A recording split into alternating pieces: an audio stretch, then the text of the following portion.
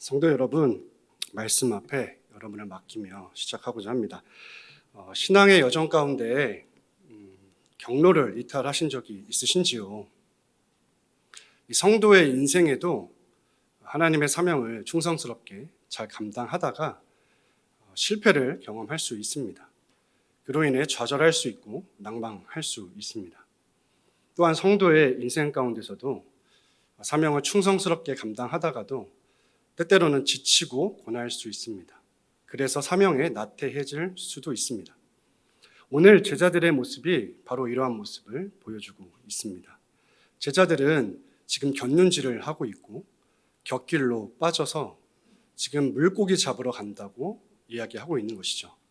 오늘 본문의 1절 하반절에 보시면 나타내신 일은 이러하니라 라고 말씀하고 있습니다.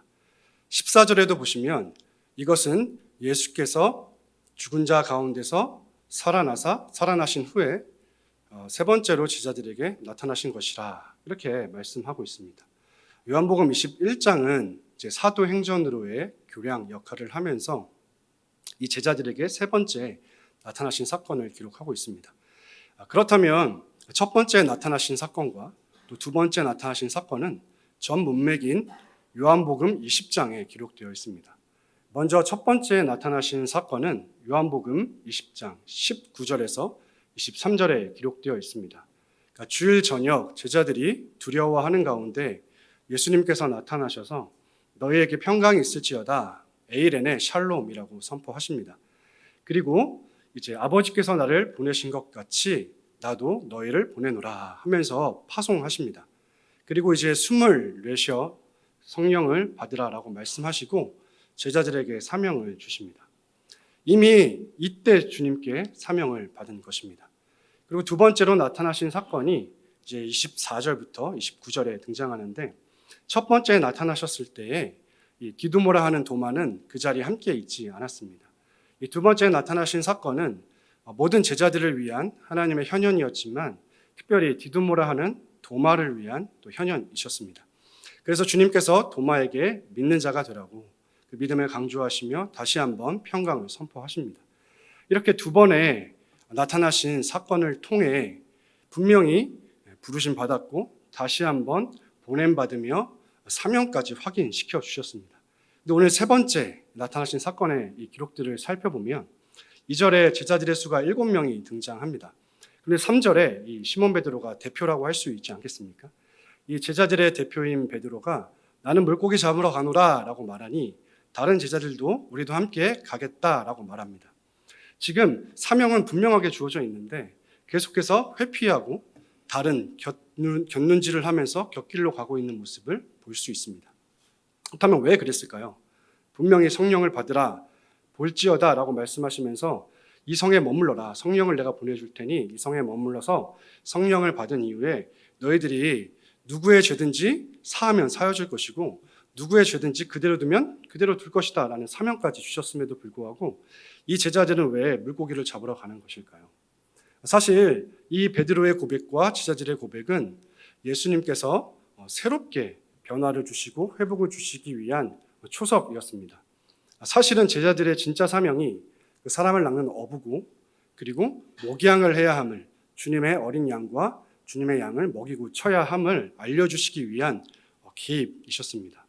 저는 오늘 여러분과 함께 예수님의 제자들이 어떻게 예수님을 다시 따라가게 되고 사명을 회복하게 되는지 그래서 또 저와 여러분 우리도 예수님의 제자로서 어떻게 사명을 회복하고 주님을 따라갈 수 있는지를 함께 나누고자 합니다. 그렇다면 우리가 사명을 회복하고 주님을 따라갈 수 있는 그 그를 위해서 무엇이 필요합니까? 첫 번째는 자기 부인입니다. 그리고 오늘 말씀해 보시면 이제 주님께서 숯불을 두시는 장면이 기록되어 있습니다. 이 숯불이라고 하는 것은 사실은 하나님께서 베드로가 주님을 부인하던 그 밤, 그때를 그 눈맞춤을 기억하게 하시기 위한 매개체였습니다. 요한복음 18장 18절에 보시면 그때가 추운 고로 종과 아랫사람들이 불을 피우고 서서 쬐니 베드로도 함께 서서 쬐더라 이렇게 말씀하고 있습니다. 여기 등장하는 불이 오늘 본문의 숯불과 동일한 단어입니다. 이 단어는 요한복음에서 2번만 등장합니다. 이 불을 통해서 그 자기 주님을 부인했던 베드로를 그 밤을 생각나게 하시면서 이제는 내가 너를 자기 부인하는 길로 인도하겠다라고 지금 초청하고 계신 것입니다. 주님의 초대를 받고 회복되는 시간을 보내고 있는 것입니다. 그리하여서 베드로는 주님을 부인했던 그 밤을 생각했지만 또 이 불을 가운데에서 주님께서 어떻게 말씀하실 것을 쭈뼛쭈뼛은 했지만 기대하고 바라보고 있었습니다. 주님께서는 이 베드로에게 세 번째, 굳이 세 번 예수님을 부인한 베드로에게 세 번째에 또 세 번의 질문을 통해서 그 안에 있었던 진심, 그 진실된 고백을 이끌어내십니다. 베드로의 신앙 고백과 사랑 고백을 이끌어내십니다. 그리하면서 이제는 자기를 부인할 수 있도록 역사해 주시는 것입니다. 이것이 어떻게 일어나는 것이냐면요. 이미 누가복음에 의하면 22장 31절 32절인데요. 이미 주님께서 말씀하셨어요. 시몬아 시몬아 보라 사탄이 너희를 밀가부르듯 하려고 요구하였으나 그러나 내가 너를 위하여 내 믿음이 떨어지지 않기를 기도하였노니 너는 돌이킨 후에 내 형제를 굳게 하라 이렇게 말씀하셨습니다. 이미 주님께서는 베드로가 부인할 것을 예고하시고 아셨습니다. 그렇지만 주님께서 내가 너를 위하여 내 믿음이 떨어지지 않기를 기도할 것이고 넌 반드시 돌이킬 거야. 그러니 그때 후에는 너의 형제를 굳게 하는 사명을 해라고 말씀해 주신 것입니다. 이 말씀이 먼저인 것이죠. 그리고 주님은 약속대로 신실하게 이 말씀대로 그대로 이루셔서 베드로로 하여금 이 사랑을 고백하게 하신 것이죠. 그래서 이 사랑의 고백에는 마치 이런 의미가 담겨 있습니다. 예수님, 주님, 나의 각오, 나의 결단, 나의 고백은 결과적으로는 주님을 부인할 수밖에 없습니다. 그러나 신실하신 하나님께서 저를 위해 친히 간구해 주심으로 제가 지금 여기에서 살아있고 지금 주님께 사랑을 고백하고 있습니다. 이제 저는 주님을 부인하던 그 자리에서 벗어나 제가 할 수 없음을 인정하고 주께서 나를 먼저 사랑하시고 끝까지 사랑하신 그 사랑에 의지하여 저도 주님을 사랑한다고 고백합니다. 이제 저는 제 스스로 할 수 없습니다. 주님이 고백하게 하셨고 이 고백을 이끌어내신 하나님께서 제 삶을 인도해 주실 것을 믿습니다라는 이 사랑과 믿음이 함께 담긴 고백인 것이죠. 이렇게 베드로로 하여금 그 고백을 이끌어내신 주님께서는 저와 여러분에게도 동일한 은혜를 베풀어 주십니다. 사실 저 또한 주님을 항상 부인하던 인생의 연속이었습니다. 저는 어머니를 통해 모태 교인으로 자라가긴 했지만 저는 세상과 세상에 있는 것들을 사랑했습니다. 나의 왕국을 세우고자 모든 것을 도구화했습니다. 하나님과 같이 되기를 꿈꿨고 내가 가진 기준으로 살아가고 나의 마음대로 내 임의대로 자기 소견에 오른 대로 살아갔던 존재입니다.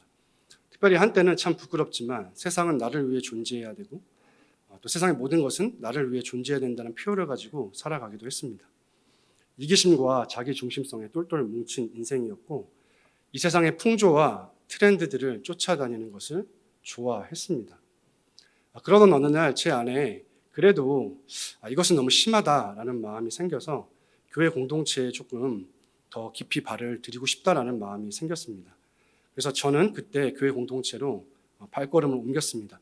물론 세상에서 그냥 교회 공동체로 자리만 옮긴 것이죠. 거기서도 주님과 복음을 나를 위한 도구로 전락시키는 비참한 인생을 살았고 지체들과 교제도 하고 또한 사역과 봉사도 열심히 했지만 사실은 다 나를 위한 것이었습니다. 나를 위해 사역하고 나를 위해 봉사하고 나를 위해 헌신하고 나를 위해 열정을 쏟고 했습니다. 그래서 때때로는 지체들에게 상처를 주기도 했고 또 때때로는 교회의 분열을 일으키기도 했습니다. 그런 이렇게 비참한 인생을 살고 있던 저에게 하나님께서 은혜를 베풀어 주셨습니다. 저 스스로도 도무지 이런 인생은 안 되겠다라고 생각을 하고 있을 때쯤에 제가 도피한 곳은 입대였습니다. 군대를 입대해서 너무 이제 심령이 가난해져서 주님을 찾게 되고 의지하게 되었을 때에 주님께서 만나 주셨고 그리고 그 가운데서 그 군생활 내내 은혜를 풍성하게 부어 주셨습니다. 그래서 저는 이제 전역할 때쯤 돼서 하나님께서 내게 이렇게 은혜로우신 분이시고 그 은혜의 풍성함을 알게 해주셨는데 그러면 나도 주님께 은혜에 보답해야 되지 않을까라는 마음이 있었습니다. 그때 제가 생각했던 것은 그럼 하나님께서 가장 기뻐하시는 일이 도대체 뭘까라고 했을 때 그것은 바로 선교였습니다. 마침 제가 전역한 이후에 제가 출석하고 있던 지역교회에서 시국으로 비전 트립을 진행하고 계획하고 진행하였습니다. 저도 신청해서 참여했고 그 가운데 하나님께서 제게 사실 이제 예기치 못한 기쁨과 또 소망을 주셨습니다. 그 한 영혼이 주께로 돌아오는 것을 봤을 때 저는 그때 완전히 이제 무너지고 내 삶을 선교사로 하나님께 드리는 것이 내가 가장 가치 있는 인생이겠다라고 생각을 하게 됐습니다. 사실 저는 원래 이제 부자가 꿈이었습니다. 그래서 호텔을 경영해서 부자가 되고 그리고 그 부자가 돼서 그 돈으로 사람들의 환심을 사려고 했죠. 저 사람은 세상에 없는 사람이다. 저 사람은 어떻게 가난하고 소외된 자들을 위한 호텔을 따로 지을 수 있을까? 저 사람은 어떻게 다른 데서 돈을 번 걸 가지고 이렇게 나름대로 정말 작은 걸음이지만 세상의 교회의 원리죠. 서로 균등하게 하는 원리를 호텔을 통해서 할 수 있을까? 사실 다 저를 위한 거였죠. 하나님의 이름을 앞세웠지만 사실은 저를 드러내고 싶은 마음이 있었는데 그 부자인 걸 완전히 죽이시고 오히려 부자가 아닌 영적 부유함 가운데 그 복음을 들고 아름다운 소식을 전하는 선교사로 부르셨습니다. 그리고 그 이후부터 계속해서 주님께서 지금까지 인도해 오셨고 그 한 영혼을 향하신 아버지의 마음뿐만 아니고 열방을 향하신 아버지의 마음을 부어주셔서 지금도 준비하고 있습니다. 저와 여러분의 인생에도 사실은 주님을 순간순간 여전히 부인할 수 있습니다. 그러나 하나님께서 베드로에게 역사하셨던 것처럼 저와 여러분에게도 여전히 나의 힘이신 여호와여 내가 주를 사랑하나이다 라고 고백하게 하시는 그 주님의 은혜가 우리의 인생에 항상 넘치시기를 주님의 이름으로 축복합니다. 두 번째로는 이제 생선을 주심인데요. 역전의 경험입니다. 이 생선을 주신다는 것은 실패 현장에서 승리를 경험하게 하시는 하나님의 은혜입니다. 또 인간의 무지와 무능 앞에 하나님의 전지전능하심을 만나게 하시는 은혜의 표시였습니다. 사실 이 누가복음 5장과 요한복음 21장은 오버랩되는 이야기입니다. 누가복음 5장에서 베드로가 주님을 부르심을 받았을 때에 어떤 일이 일어났습니까? 밤이 새도록 물고기를 잡았지만 잡지 못했죠. 실패했습니다. 그때 주님께서 말씀하시고 그래서 베드로도 그 말씀에 의지하여 그물을 내렸습니다. 그래서 힘이 많아서 그물이 찢어질 정도로 고기를 잡았습니다. 이 놀라운 사건 앞에 베드로는 예수의 무릎 아래 엎드려서 이렇게 고백합니다. 주여 나를 떠나소서 나는 죄인으로소이다. 그런데 이때 주님께서 말씀하신 응답은 놀라웠습니다. 무서워하지 말라. 이제 후로는 내가 사람을 취하리라. 이렇게 말씀해 주셨어요. 사람을 낚는 어부로 부르셨습니다. 그런데 그렇게 사람을 낚는 어부로 부름받고 나선 이 몸이 우리 찬송가의 가사처럼 우리 진짜 모든 거 버려두고 가겠습니다라고 했지만 그 베드로의 다짐과 각오가 결국에는 실패하지 않았습니까? 사실 이미 힌트가 있었어요. 뭐냐면 그물이 찢어졌다는 것이 바로 힌트입니다. 베드로가 스스로 자신의 힘이라든지 자신의 지혜로 이 부르심의 사명에 충성할 수 없음을 그물이 찢어졌다는 것으로 사실은 보여주신 것이죠. 근데 오늘 본문에 다시 보시면 누가복음 5장하고 거의 유사한 동일한 사건을 또 경험하게 하십니다. 이번에도 물고기를 잡으러 갔는데 또 실패했습니다. 근데 동일한 실패를 경험하는 그 자리에 또 다시 주님께서 나타나셔서 말씀해 주셨어요. 깊은 데로 배 오른편에 그물을 던지라. 그리하면 잡으리라. 그래서 그 말씀대로 물고기를 잡았습니다. 11절 말씀해 보시면 이렇게 기록되어 있습니다. 시몬 베드로가 올라가서 그물을 육지에 끌어올리니 가득히 찬 큰 물고기가 153마리라. 이같이 많으나 그물이 찢어지지 아니하였더라. 여기서 보시면 누가복음 5장하고 두 가지의 차이점이 나옵니다. 먼저 첫 번째는 153마리라는 그 물고기의 수가 기록되어 있지 않았죠. 근데 여기서는 물고기의 수가 153마리라고 기록되어 있습니다. 이는 에스겔 47장 10절의 성취입니다. 또 이 강가에 어부가 설 것이니 엔게디에서부터 에네글라임까지 금을 치는 곳이 될 것이라. 그 고기가 각기 종류를 따라 큰 바다의 고기같이 심이 많으려니와. 히브리어와 헬라어에는 이제 고유의 숫자가 있습니다.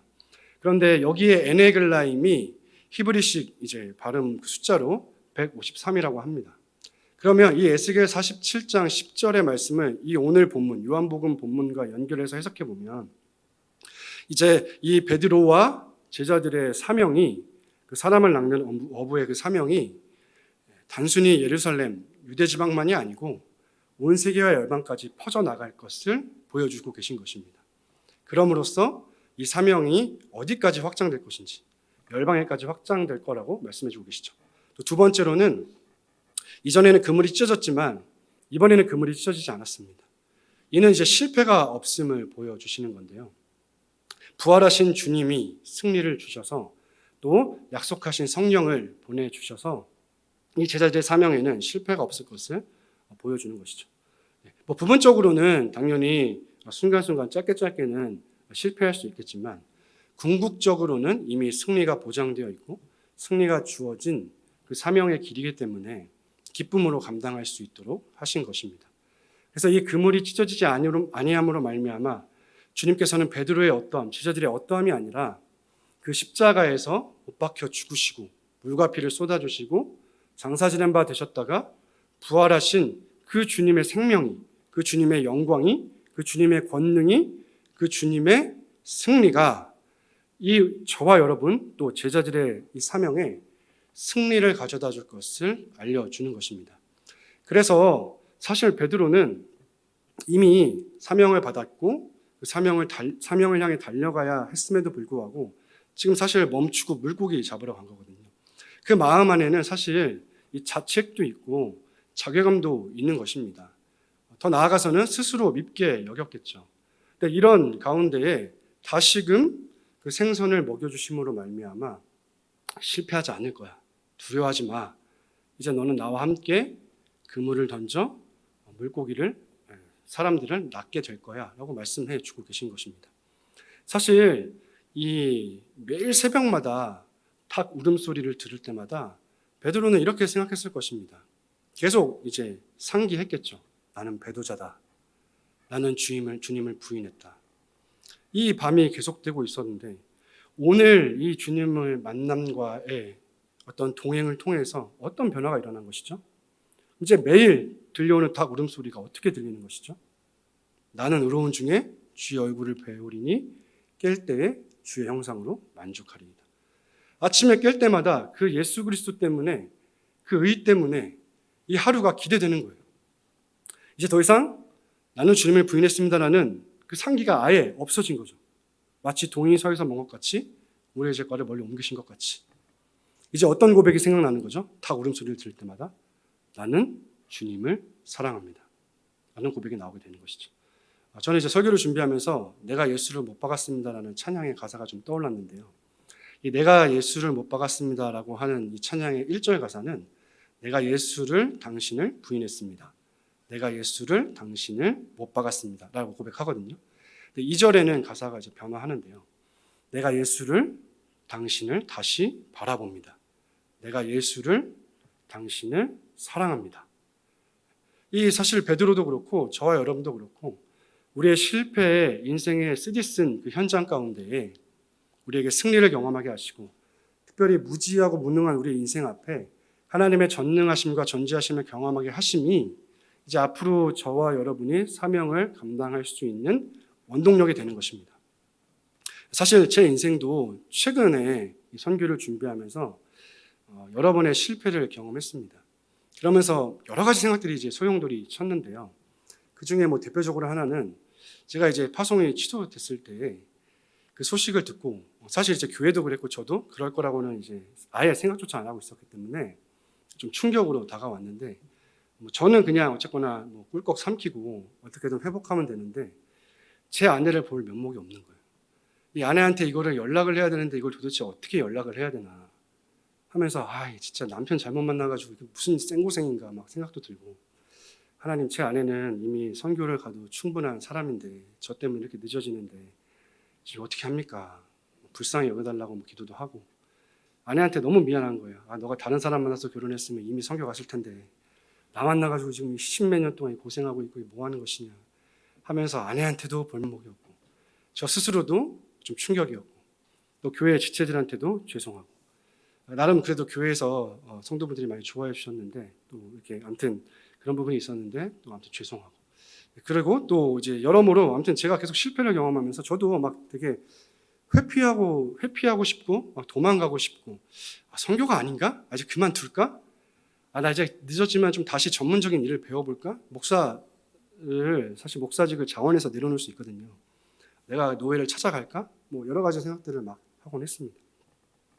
그럴 때 주님께서 저에게도 만남의 복도 허락하여 주시고 또 하나님의 어떤 성품이라든지 하나님의 언약들을 기억나게 하시고 또 말씀해 주시면서 조금씩 회복해 가셨어요. 그러면서 제 안에 사실은 엄청나게 무서운 그런 교만과 숨은 동기와 허물이 있음을 알려주셨어요. 그래서 그거를 완전히 빼내시고 폭로하시고, 또 사실은 제가 이제 10년 조금 넘게 준비하다 보니까 뭐 어떤 부분에서는 저도 이제 뭐 사실은 문외한이지만 어떤 부분에서는 또 전문성이 있다고 생각을 하니까 내가 그럼 이제 선교할 준비가 됐지라고 생각을 했었거든요. 이제 나는 이제 선교사로 가도 되지라고 생각을 했었는데 그걸 조금 철저하게 무너뜨리셨던 시간이었습니다. 선교도 하나님이 하시는 거고 또 교회가 하는 거고 또 주님께서 보내주셔야 할 수 있는 거고, 나는 여전히 주님의 도우심이 없으면 선교사로 나갈 수도 없고 선교를 할 수도 없습니다. 하나님이 지금 나 한 영혼을 선교하고 계신 이 선교의 현장 가운데 내가 또 한 영혼을 품고 선교하고 또 열방을 향해 나아갈 수 있게 하시는 그 고백들을 다시 일으켜 세우셨어요. 그러면서 이게 실패가 아니다. 너 지금 기다리고 있는 거다. 내가 너를 지금 빚고 있다. 나의 때를 확신하고 따라오렴이라는 그 마음들을 주셨죠. 저는 사실 성도들한테 늘 항상 얘기했거든요. 하나님은 하나님의 성품과 약속대로 일하시기 때문에 항상 우리에게 지금 오늘 가장 선하게 역사하시고 가장 인자하게 역사하시고 가장 거룩하게 역사하시고 가장 아름답게 역사하신다. 우리가 다 이해할 수 없어도 지금 주님이 주시는 것이 그 하나님의 성품과 영광이 반영되는 것이니 우리 함께 믿고 힘들지만 같이 가봅시다. 사실 제가 이 고백을 막 부인하고 있었거든요. 주님 정말 선하시지 않은 것 같은데요. 내가 좀 더 똑똑한 것 같은데요. 지금 이 길이 내가 지금 가는 것이 선교의 때인 것 같은데요. 더 늦어지면 언어 배우기 힘든데, 더 늦어지면 안 되는데, 이러면서 자꾸 주님과 줄다리기를 하고 있었지만 그 가운데서 하나님께서 역사하여 주셔서 완전히 고백을 새롭게 하시고 철저하게 주님의 전지와 전능을 인정하며 다시금 주님의 언약과 성품에 제 삶을 묻고 기대할 수 있도록, 기다릴 수 있도록, 또 기댈 수 있도록 주님께서 역사해 주셨습니다.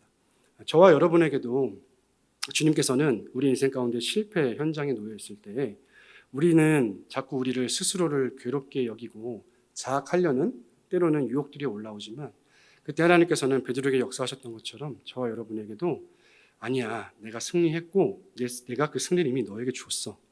아직 완성의 형태로 주어지지 않았으니까 우리 완성에 주어질 것을 기대하고 소망 가운데 기다려보자. 인내해보자. 조금 더디더라도 늦은 것 같아 보여도 내 때가 가장 정확하고 난 여전히 너를 온전히 내 선함 가운데 내 인자함 가운데 인도하고 있어라고 말씀하고 계십니다. 저와 여러분이 그 주님의 은혜에 합당하게 반응하기를 주님의 이름으로 축원드립니다. 마지막으로 이제 생명의 언약입니다. 예수님께서 제자들에게 이제 떡을 주십니다. 물론 이제 떡과 생선 모두를 포함하고 있는 건데요.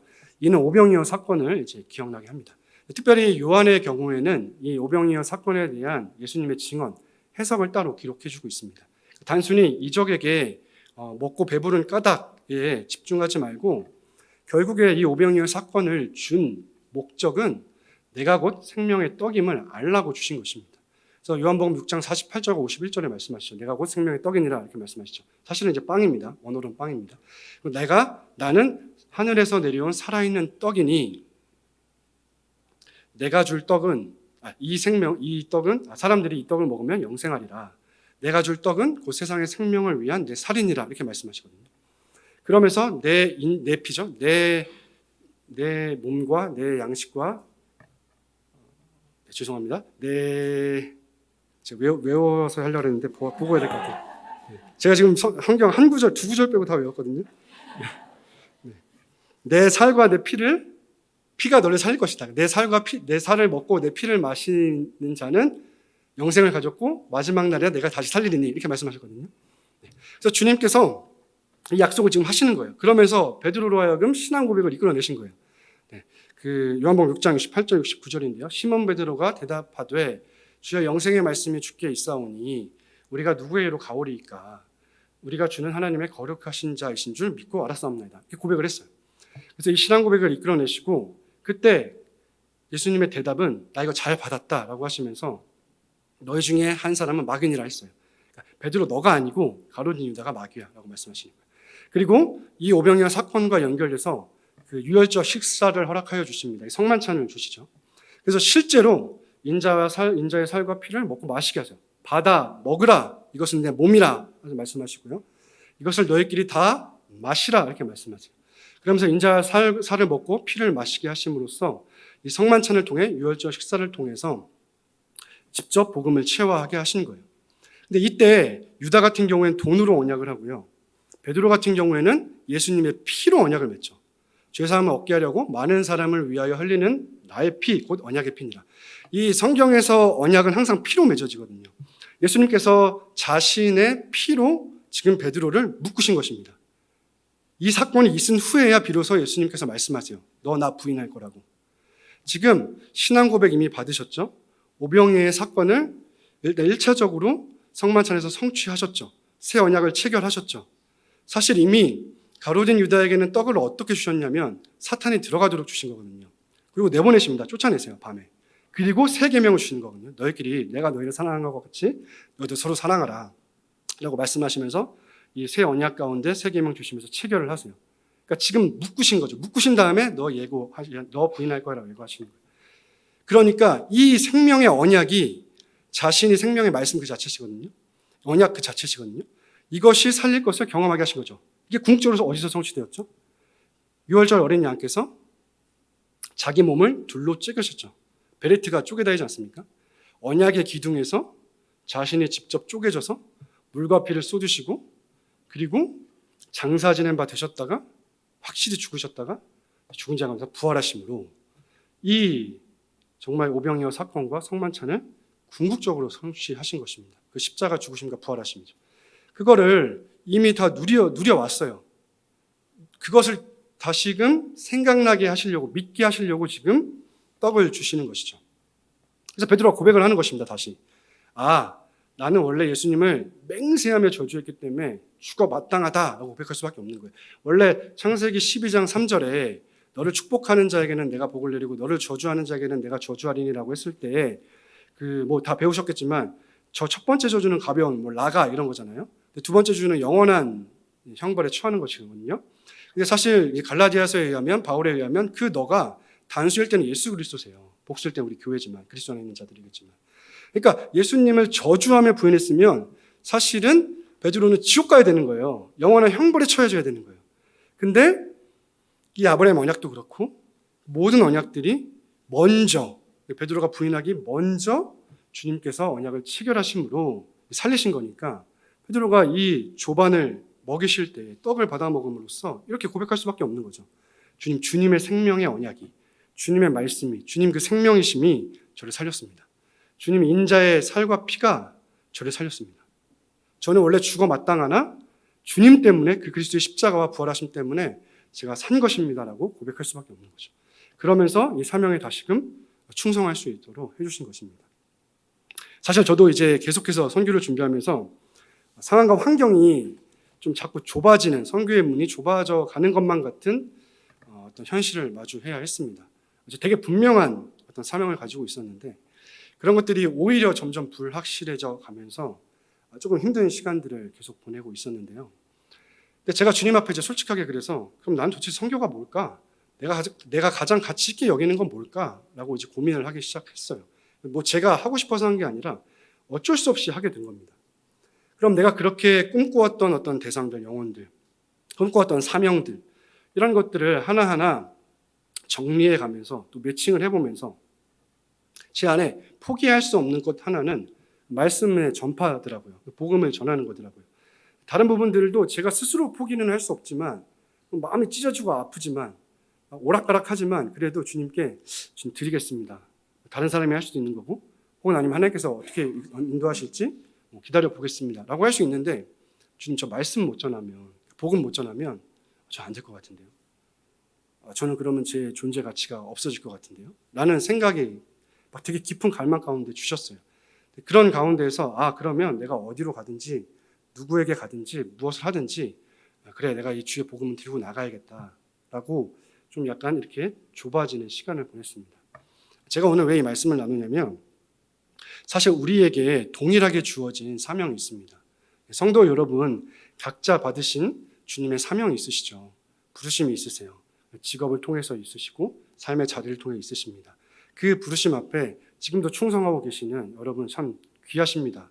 그런데 그 각자 받은 사명, 그것보다 본질적으로 우리 모두에게, 성도라면, 교회라면 모두에게 주신 그 사명은 바로 예배자요 증인이지 않겠습니까? 사실 오늘 이 떡과 생선에 대해서 누가에 의하면, 누가도 떡과 구운 생선에 대해서 얘기를 하지 않습니까? 그 떡을 주심, 그리고 구운 생선 한 토막을 받아서 잡수심에 어떤 의미가 있냐면, 그리스도가 이러한 고난을 받고 자기의 영광에 들어가야 할 것이 아니냐, 이렇게 말씀하면서 구약 성경, 모든 성경에 쓴 바, 이게 구약 성경이거든요. 구약 성경에 자기에 관한 것을 자세히 설명해 주세요. 가르쳐 주세요. 그리고 음식을 잡수시면서 글로바와 그의 아내인 마리아죠, 그 부부에게 떡을 떼어 주실 때에 그들의 눈이 밝아져서 주님을 알아보게 하시고, 그들에게 어떤 고백이 나오냐면, 길에서 우리에게 말씀하시고 우리에게 성경을 풀어주실 때에 우리 속에서 마음이 뜨겁지 아니하더냐, 불타지 아니하더냐, 이렇게 말씀하고 계시거든요. 그러면 구약 성경은 결국 예수 그리스도의 복음이라는 거죠. 그거를 풀어주셨더니 마음이 뜨거워졌다는 거예요. 그리고 구운 생선 한 토막을 받아 잡수실 때 똑같아. 또 이르시다 하면서 뭐라 그러냐면, 내가 너희 함께 있을 때 하면서 모세의 율법과 선지자의 글과 시편에 가리켜, 이게 타나크잖아요. 구약 성경이잖아요. 나를 가리켜 나에 대하여 말씀하신 이루어져야 하리라 한 말이 이것이니라, 이렇게 말씀하세요. 그러면 구약 성경에 나를 가리켜 기록된 모든 것이 이루어져야 한다, 이 말이다 하면서 무슨 말을 하시냐면, 그리스도께서 고난을 받고 제3일에 죽은 자 가운데서 살아날 것과 라고 얘기하세요. 그리고 그의 이름으로 죄사함을 얻게 하는 그 회개의 세례죠. 회개가 예루살렘부터 시작해서 모든 족속에게 증언될 것이다. 그러니 너희들은 내 증인이다라고 말씀하세요. 그러면 이대로 받아서 저와 여러분이 증인으로서 전해야 될 복음이 똑같다는 거예요. 그리스도의 죽으심과 장사 지냄 받으심과 부활하심이라는 거죠. 그래서 사도행전에 보시면 이제 한 명이 탈락해서 제자의 수를 충원할 때도 보면 예수께서 부활하심을 증언할 사람을 뽑자라고 해요. 그 부활하면 당연히 십자가로부터 다 포함되어 있는 것이겠죠. 그래서 제자의 수를 충원합니다. 그리고 베드로의 설교, 전도죠. 저와 여러분이 하는 전도인데요. 그 전도의 모든 내용이 지금 우리가 계속 배우고 있지만, 사실 요약해보면 구약 성경 가지고 예수 그리스도의 복음 얘기하는 거예요.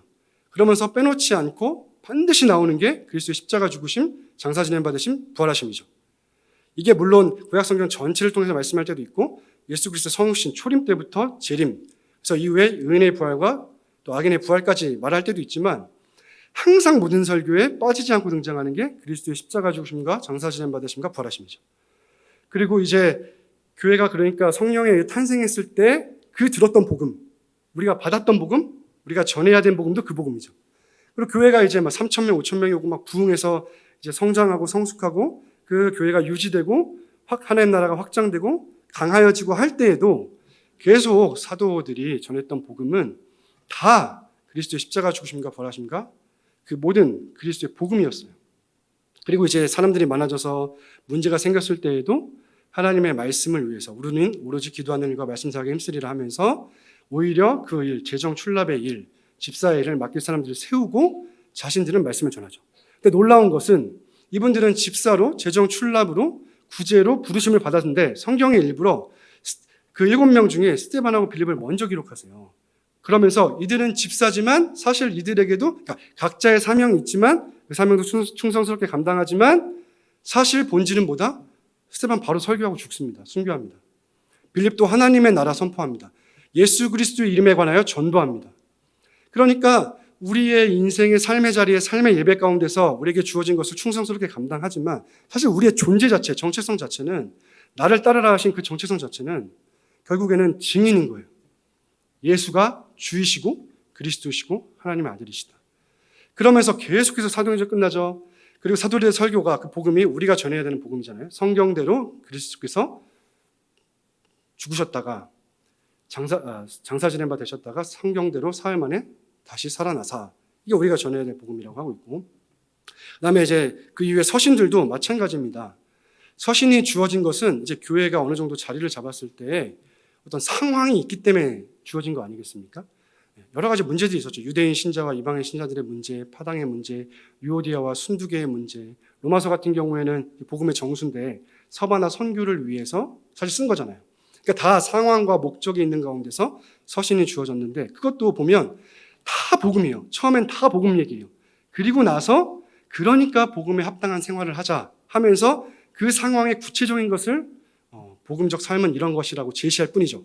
그러니까 결국엔 복음을 받아들여 그 복음대로 사는 게 결국 전부야 라고 말하는 것입니다. 그 요한계시록도 마찬가지죠. 예수 그리스도의 계시라, 이게 책 이름이거든요. 그러니까 예수 그리스도께서 주신 계시든 예수 그리스도에 관한 계시든 예수 그리스도께서 수여하신 계시든 뭐가 됐든 다 결국에 완성과 소망을 향한 복음이라는 거예요. 그러니까 결국 구약성경 창세기로부터 요한계시록까지, 물론 여러분 하늘사람교회니까 이미 다 배우셨잖아요. 전부 복음인 거예요. 그러니까 그 복음을 그냥 복음으로 전하고 살라. 그게 사실 성경 전체의 내용이거든요. 그건 또 하나님 사랑, 이웃 사랑이고요. 그러니까 저와 여러분이 가야 할 길은 이 복음을 받았으니, 들었으니 우리도 주님께서 맡겨주셨잖아요. 주님의 양들을. 그 양들을 목양하는 거죠. 먹이고 치는 일이죠. 이건 단순히 목사와 교사에게만 주어진 것이 아닙니다. 우리 모두에게 주어진 사명입니다. 결론입니다. 성도 여러분, 하나님께서 베드로에게 말씀하시는 거예요. 시편 23편에 여호와 하나님께서 말씀하십니다. 요한복음 10장에 선한 목자이신 예수님께서 말씀하고 계신 거예요. 베드로에게. 베드로야, 나는 너를 친히 양육했다, 길렀다. 너는 나의 양이다. 근데 이제는 내가 너를 사명을 불러 파송하는데 이제 너는 나의 목자다. 내 목자다. 나는 너를 나와 같은 목자로 본다. 난 너를 온전히 신뢰하고 사랑한다. 그러니 너도 나를 사랑하니 내 사랑을 전해달라. 저 죽어가는 영혼들을 위해 너의 목숨을 내어달라. 그 은혜의 복음을 증언해달라. 내 이름을 전파해달라. 이렇게 말씀하시는 것입니다. 저와 여러분이 똑같습니다. 누구누구야 우리의 이름을 부르시면서 나는 너의 목자고 너희는 내가 기르는 양이다. 나는 너희를 지금까지 친히 양육했다. 나의 뜻대로, 나의 기쁘신 뜻대로, 나의 사랑으로 그렇게 해왔다. 이제는 내가 너희를 나와 같은 목자로 본다. 너희는 내 목자다. 선한 목자다. 그러니 나가서 목양해라. 복음 증거해라. 이것이 베드로뿐만 아니라 제자뿐만 아니라 저와 여러분에게도 주어진 공통되고 동일한 사명입니다.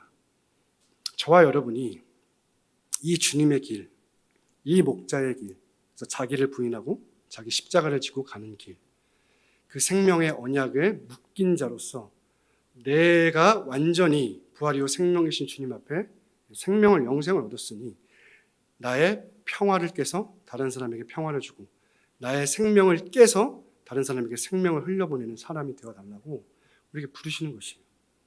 그리고 더 이상의 실패는 없어.